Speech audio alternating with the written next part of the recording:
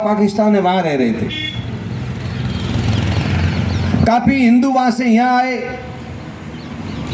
काफी यहाँ से मुसलमान चले गए, देश का बंटवारा हुआ और बड़ी अराजकता मची हुई थी। उस अराजकता में एक ऐसी घटना घटी जो आपको सोचने पर मजबूर कर देगी। उस अराजकता में जो एक हिंदू परिवार था जो पाकिस्तान में रह रहा था, जब देश का विभाजन हुआ तो हिंदू परिवार वहां से भागने के लिए, इस तरफ लौटने के लिए मजबूर हो गया। उसके घर पे गाय थी, एक बछड़ा था और उसका एक छोटा सा बच्चा था।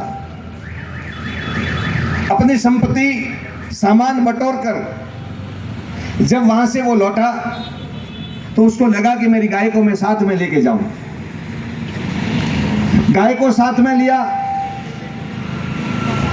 बछड़े को साथ में लिया, अपने बच्चे को लिया, अपनी पत्नी को लिया और वो परिवार वहां से भागा। वो भागते भागते परिवार बहुत दूर निकल आया। उसके पड़ोसी में जो दुश्मन थे, जो पहले की किसी अदावत के कारण दुश्मनी थी, उन दुश्मनों को पता चला, पाकिस्तानियों को पता चला कि ये परिवार भाग रहा है और इसका बदला लेने का अच्छा मौका है। वो लोग उसको ढूंढने के लिए बड़ा सा टोला बनाकर काफी मात्रा में इकट्ठे होकर उस परिवार को मारने के लिए वहां से निकले। झाड़ियां थी और झाड़ियों के बीच में भागते भागते भागते उनको पता चला कि ये परिवार यहां पर आके रुक गया है। रात का समय था, अंधेरा हो गया था, हाथ में मसाले ले लेकर ढूंढ रहे थे और वो जो छोटा सा बच्चा था उसकी अपनी मां के पास में, उसको झाड़ियां कांटे लगी और वो थोड़ा व्यस्त व्यस्त हुआ और जब दुखी हुआ तो बच्चा रोने लगा। छोटा सा बच्चा था, रोने लगा। जब रोने लगा तो उसके पति ने, जो बच्चे का बाप था, उसने अपनी पत्नी से कहा कि इस बच्चे को चुप करा। इस बच्चे की आवाज हमारे दुश्मनों तक जाएगी, दुश्मन हमें ढूंढ रहे हैं और उन तक पहुंची तो वो हमें मार डालेंगे। उनको अपनी जान प्यारी थी और अपनी बच्चे को उसने चुप कराने की कोशिश की। जब बच्चा चुप नहीं रहा तब उसको दूध पिलाने की कोशिश की, लेकिन बच्चा तो बच्चा, उसको क्या पता कि मेरी परिस्थिति क्या है। बच्चा और भी रोने लगा। तब उस बाप ने कहा कि, पिता ने कहा कि उसको चुप करा, ये मरवाएगा हमारे को। लेकिन बच्चा फिर भी चुप नहीं रहा। पत्नी ने कहा कि क्या करूं, लाख कोशिश करने के बावजूद भी ये बच्चा चुप नहीं रह रहा है। तब उसने, बाप ने चाहा कि मैं बच्चे को चुप करा दूं। इतने में और वो बच्चा जोर से चिल्लाने लगा तो उस पति ने कहा कि अब और कोई रास्ता नहीं है, इस बच्चे को चुप कराना पड़ेगा। अपनी पत्नी के पास से अपने पेट के बच्चे को लिया, बहुत चुप कराने की कोशिश की, फिर भी बच्चा चुप नहीं रहा। मुंह पे हाथ रखा, फिर भी आवाज आने लगी थोड़ी बहुत। दुश्मन उनको चारों तरफ ढूंढ रहे हैं, लेकिन अंततः तो उसने जो काम किया, अपने बच्चे को लेकर गले पे हाथ रखा और बच्चे का जोर से गला दबा दिया, क्योंकि अपनी जान आफत में थी। अगर बच्चा रोता, दुश्मन उसको ढूंढ लेते और मार देते। अपनी जान पर आई थी और बच्चे का उसने गला दबा दिया, अपने खुद के बच्चे को उसने मार दिया। इतने में संयोग देखो, गाय का बछड़ा चिल्लाया। जब गाय का बछड़ा चिल्लाया तो दुश्मनों को पता चला, पाकिस्तानियों को पता चला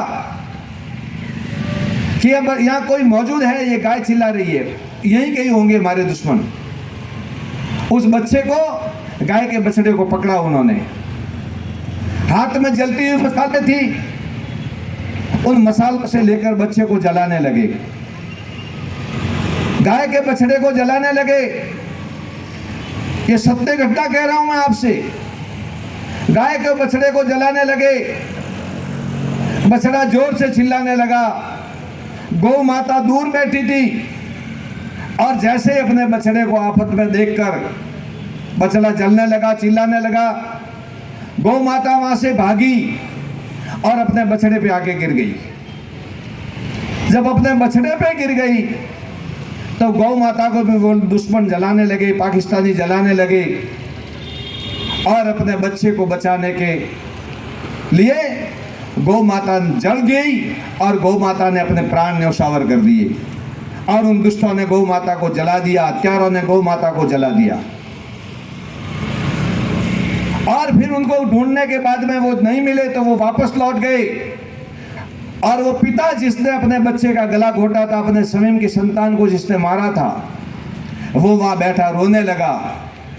उसकी पत्नी ने कहा कि क्यों रोते हो, अपने बच्चे को मारकर अब रोने से क्या फायदा। तब उस आदमी ने कहा, वो हमारे लिए भी लागू पड़ता है, कि मैं सोच रहा हूं, मैं दुखी हूं इस बात को लेकर कि जिसको हम पशु समझकर इतने पालते रहे, पोसते रहे, जिसकी सेवा करते रहे, तो आज पशु कौन है और मनुष्य कौन है, ये फर्क आज पता चला है। मैंने मेरे जान बचाने के लिए, प्राणों की रक्षा करने के लिए स्वयं की संतान का गला घोट दिया, हत्या कर दी, लेकिन जिसको मैं पशु कह रहा हूं उसने अपने बच्चे को बचाने के लिए अपने प्राण न्यौछावर कर दिए।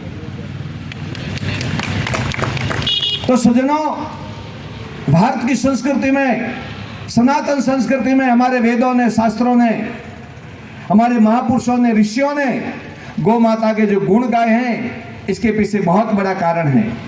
और स्वयं भगवान श्री कृष्ण ने गीता में कहा है कि पशुओं में गाय मैं हूं, क्योंकि पशु योनि के अंदर, साइंटिफिक प्रूफ बात है, ये पशु योनि के अंदर गाय है वो अंतिम योनि है। जैसे वृक्षों के अंदर बहुत सारे पृथ्वी पे वृक्ष है, लेकिन उसमें पीपल का वृक्ष है, वो सबसे अंतिम वृक्ष है, उसके बाद में वो जीव जंतु जगत में प्रवेश करता है।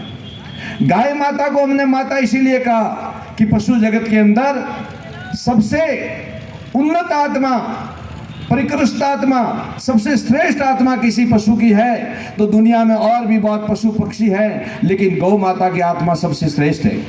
इसलिए सज्जनों, हमारे ऋषियों ने, हमारे संतों ने, हमारे धर्माचार्यों ने, शास्त्रों ने, वेदों ने गौ माता को गौ माता इसीलिए कहा है, और वही गौ माता भारत की माता बने, राष्ट्र माता बने, हम सबकी माता बने, तब जाके इस राष्ट्र का हम उद्धार कर पाएंगे। इसलिए गौ सेवा समिति द्वारा, पूज्य शास्त्री जी द्वारा और आप सभी के द्वारा, जो भी यहाँ विराजे हुए हैं और जितने भी गौ भक्त धानेरा में हैं और आसपास में जितने भी हैं जिनकी आत्मा गौ माता के प्रति है, ऐसे लोगों द्वारा ऐसे कार्यों को करना और उनके अंजाम तक पहुँचाना और गौ माता को राष्ट्र माता घोषित करवाना, उसमें हम सबका योगदान रहे और हम सब साथ में हैं और आप सभी ऐसे होते रहें। और आज के इस पावन प्रसंग पर मैं आपको खूब साधुवाद देता हूँ कि हमारा ये कार्य हमारा कार्य सिद्ध हो, सफल हो और एक दिन भारत में गौ माता के नाम पे घोषित किया जाए, ऐसी मैं चाहता हूँ। आप जितने भी बड़ी संख्या में यहाँ पर पधारे, उन सभी को मेरा खूब साधुवाद और आपको बहुत बहुत आशीर्वाद और बहुत बहुत धन्यवाद। जय श्री राम।